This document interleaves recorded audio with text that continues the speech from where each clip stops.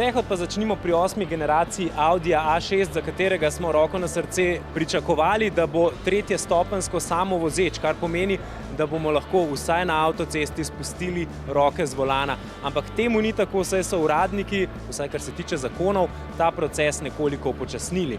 Ima pa praktično vse, kar smo vam v prejšnji oddaji pokazali, ko smo v Južni Afriški republiki testirali Audija A7. Veliko zaslonov na dotiku notranjosti in predvsem zaslon na dotik takšen, ki ti da tudi občutek, kdaj ste nam pritisnili in kdaj ne. V primerjavi z Audijem A7 nima štirikolesnega krmiljenja, gre pa v tisti smeri, kamor gredo vsi avtomobilski proizvajalci, in sicer k počasnemu prilagajanju klasičnih bencinskih in dizelskih motorjev. Se pravi, Audi A6 je blagi hibrid, se pravi, vedno pride v kombinaciji z elektrificiranim benzinskim ali dizelskim motorjem. In ko smo ravno pri hibridih, tole je novi Toyotin Auris. Toyota je tista, ki je hibride kot prva uvedla, kar se tiče serijske proizvodnje, in Auris prinaša v tej znamki novo ero. Je veliko bolj športen, kot lahko vidite, še vedno bo na voljo tudi Priusov pogonski sklop za tiste ekofile, ampak za malo bolj športne navdušence pa dvolitrski hibridni motor, ki bo ponujal 132 kW, kar v starih variantah pomeni 180 konjskih moči in mu bo dal poleg te športne oblike tudi malo več športnosti, kar se tiče srca. Podobno razmišljajo tudi pri Kii. Tudi sami ugotavljajo, da se najbolje prodajajo športno oblikovani avti in zato je vsit vsaj malo podoben Stingerju. Pozor, v imenu nima več apostrofa, trivratne verzije, ki je redko kdo znal prav zapisati, pa ne bo več. Ostajamo pa v istem velikostnem razredu, a se selimo v premijski segment.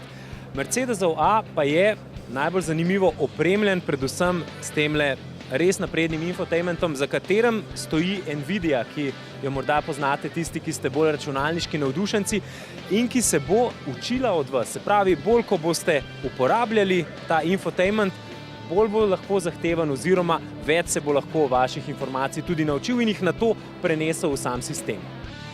A na tem razstavnem prostoru je še nekaj zanimivega. AMG GT je zdaj 4-vratni kupé. Rohneči divjak za premožne stranke, ki pa imajo okus. Da sta okus in stil zelo pomembna, pa kaže tudi novi Peugeot 508, ki je, za razliko od tega, kar bi si mislili, da bo, ni klasična limuzina, ampak je kupé. 5-vratni v tem primeru, čeprav 5. vrata oziroma prtljažnik zelo dobro skriva. In ta linija še bolj očitno dela razlike med vsemi tremi, lahko rečemo, brati in sestrami v znamki Citroën Peugeot z Oplom, ki je bil pridružen lansko leto, s tem, da je Peugeot postal nekoliko bolj športen, eleganten in mogoče celo cilja na luksuzne stranke, medtem ko Citroën ostaja dinamičen, športno igriv, morda celo bolj za mlade, Opel pa nekoliko bolj nemški. Prestižu je usmerjen tudi prenovljeni Volvo V60, ki je zdaj dobil podobne linije kot aktualni Švedi. No, največ pogledov na tistem štantu pa je potegnil Polestar, ki sicer je še pred kratkim bil pod Volvom, a je zdaj samostojna znamka in kupé res lepe oblike. No, samostojna znamka pa je postala tudi Cupra, ki smo jo še nekaj časa poznali kot Seatovo športno izvedenko. Zakaj? No, to izveste v prihodnji oddaji. Na začetku oddaje smo rekli, da sodi ženevski avtomobilski salon med 5 najpomembnejših na svetu. In to je držalo do zdaj. V zadnjih 100 let avtomobilizma je bilo res tako. Karte na avtomobilskem trgu pa so se v zadnjem desetletju tako močno premešale, da je največji trg avtomobilov postal seveda kitajski. V lanskem letu so prodali več kot 25 milijonov avtomobilov in s tem seveda postali zanimivi tudi za salon avtomobilov. Pravzaprav ne za en, za kar 2.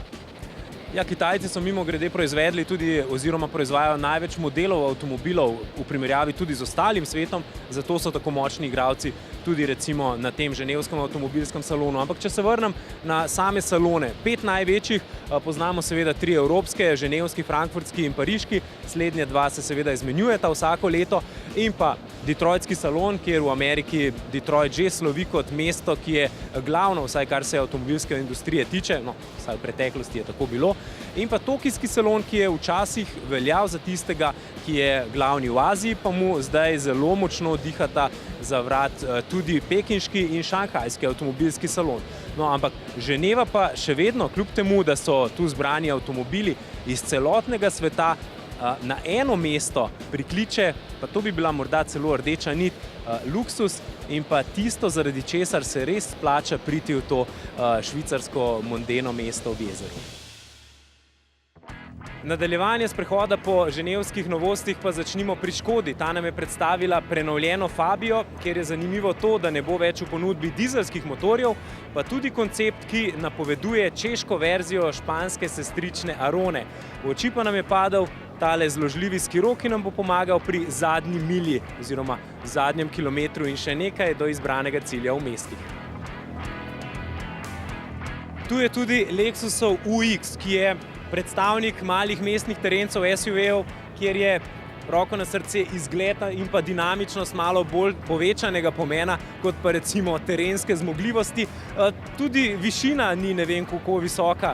Gre za direktnega tekmeca recimo Volvo XC40, se pravi aktualnemu evropskemu avtu leta. Torej gre za avto, za katerega celo sami prodajalci pravijo, da gre za izključno mestni avtomobil.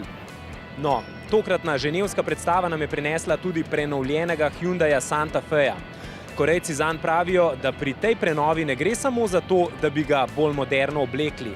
No, nova Honda CR-V pa je s prenovo uvedla možnost 7 sedežev, sicer pa CR-V zgolj nadaljuje že znano zgodbo, presenetljivo celo z obliko.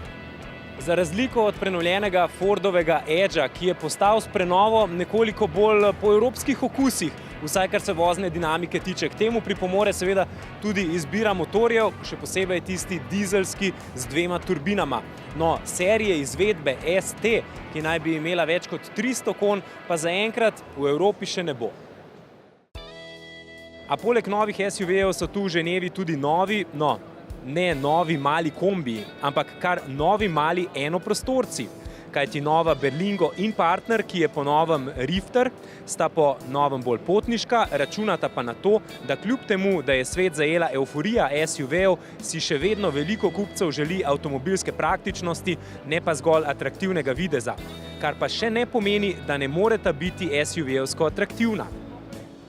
Ženevski salon pa je seveda še bolj znan po konceptih, unikatnih in nasploh tistih zelo dragih vozilih. Posvetili jim bomo skupaj vso prihodnjo oddajo. Govorili smo namreč s številnimi ustvarjalci teh eksotov. A nekaj teh avtov, ki zrejo v prihodnost, nekako moramo pokazati že v tej oddaji.